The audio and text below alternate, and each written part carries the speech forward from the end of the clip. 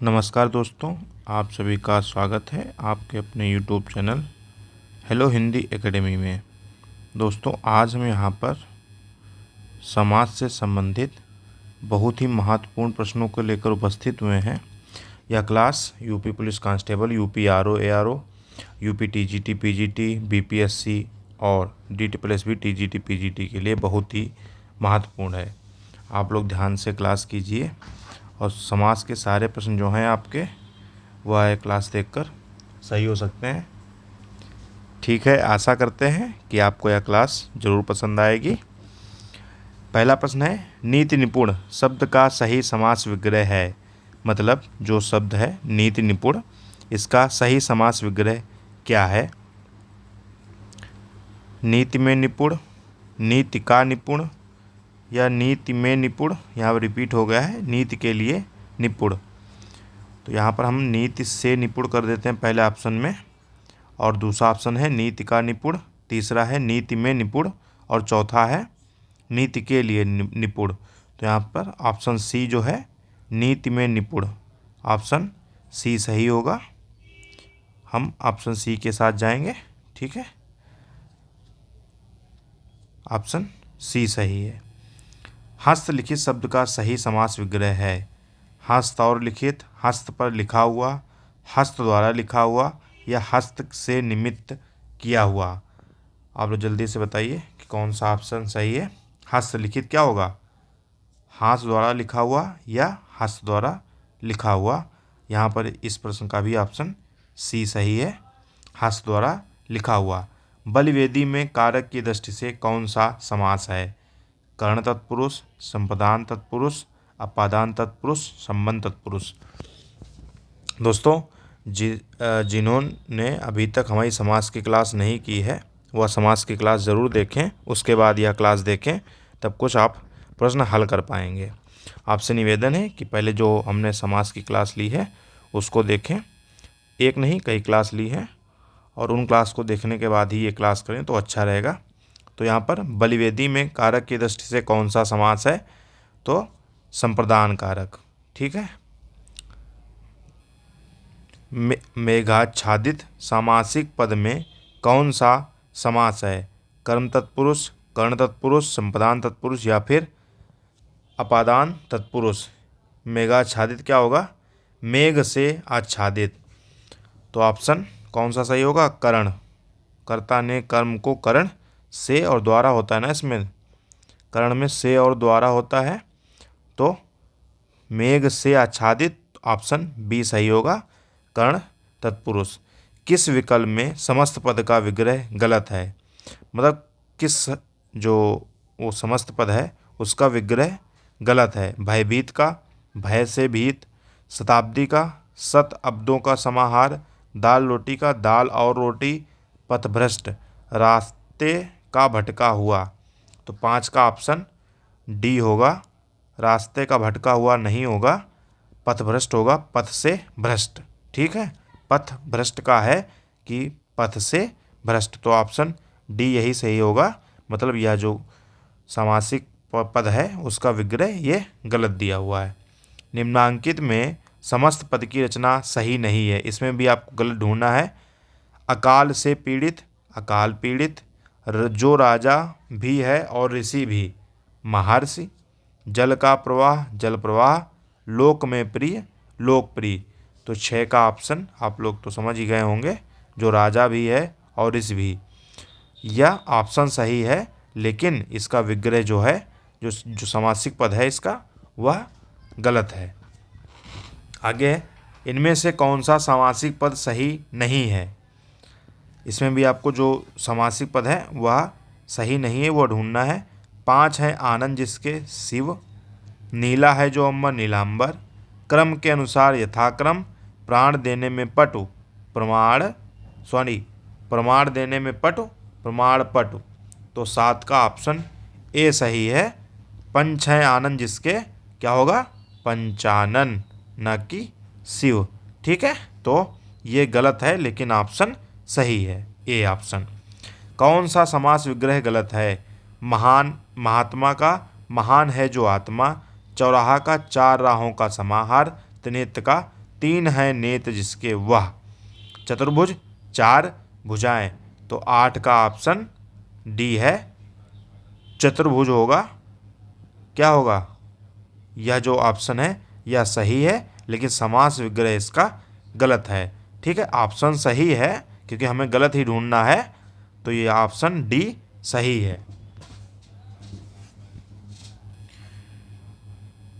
किस सामासिक पद का समास विग्रह सही नहीं है? यहाँ पर भी गलत ढूंढना है। देखिए, परीक्षाओं में भी इसी प्रकार पूछे आते हैं। क्या करते हैं ना, हम लोग जल्दी में नहीं पढ़ते ही नहीं है और सही वाले को लिख देते हैं। तो आप लोगों से निवेदन है कि प्रश्न को ध्यान से पढ़ें, उसी के बाद पेपर में उसको हल करें। राजपुत्र, राजा का पुत्र। गुरु दक्षिणा, गुरु की दक्षिणा। तुलसीकृत, तुलसी के द्वारा कृत। गुरु शिष्य, गुरु और शिष्य। तो 9 का ऑप्शन बी, गुरु दक्षिणा होगा, गुरु के लिए दक्षिणा। ठीक है, यहाँ पर गुरु की दक्षिणा नहीं, तो ऑप्शन यही सही है, बी ऑप्शन सही है। किस विकल्प में समास विग्रह सही नहीं है? जलवायु, जल और वायु, यह तो सही है। दशानन, 10 हैं जो आनन, इसको होल्ड करते हैं। आजीवन, जीवन पर्यंत, यह भी सही है। सूत पुत्र, सूत का पुत्र, यह भी सही है। तो 10 का ऑप्शन जो बी है, मतलब हमें सही नहीं है ढूंढना है ना, तो ऑप्शन दोस्तों यही सही है, बी ऑप्शन सही है। ठीक है, मैं इसको मिटा देता हूँ ताकि आप लोग को कन्फ्यूजन ना हो। ऑप्शन यही सही है, लेकिन समास विग्रह इसका गलत है। 10 हैं आनन, ठीक है, दशानन का होगा 10 हैं आनन जिसके, अर्थात रावण। और कौन सा समास है इसमें? आप लोग हमें कमेंट बॉक्स में जरूर बताइए कि कौन सा समास है इसमें। आगे बढ़ते हैं।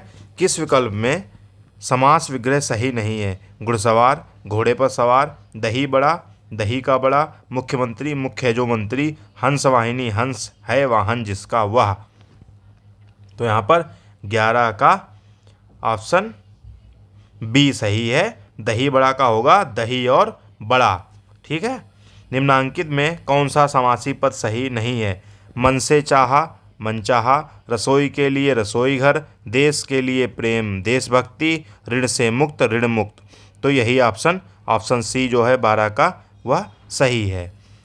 देश के लिए प्रेम क्या होगा? देश प्रेम। शक्ति के अनुसार का सामासिक पद है? शक्तिमान, शक्तिपुंज, शक्तिशाली या फिर यथाशक्ति। तो ऑप्शन डी सही है, शक्ति के अनुसार का सामासिक पद होगा यथाशक्ति। इनमें से कौन सा सामासिक पद सही नहीं है? लंबा है उदर जिसका, गणेश। चक्र को धारण करने वाला वह, चक्रधर। मन से गढ़ा हुआ, मनगढ़ंत। क्रम के अनुसार, यथाक्रम। तो 14 का ऑप्शन ए जो है वह सही है, क्योंकि लंबा है उदर जिसका, यहाँ पर क्या होगा? लंबोदर। यहाँ पर क्या होगा? लंबोदर। ठीक है,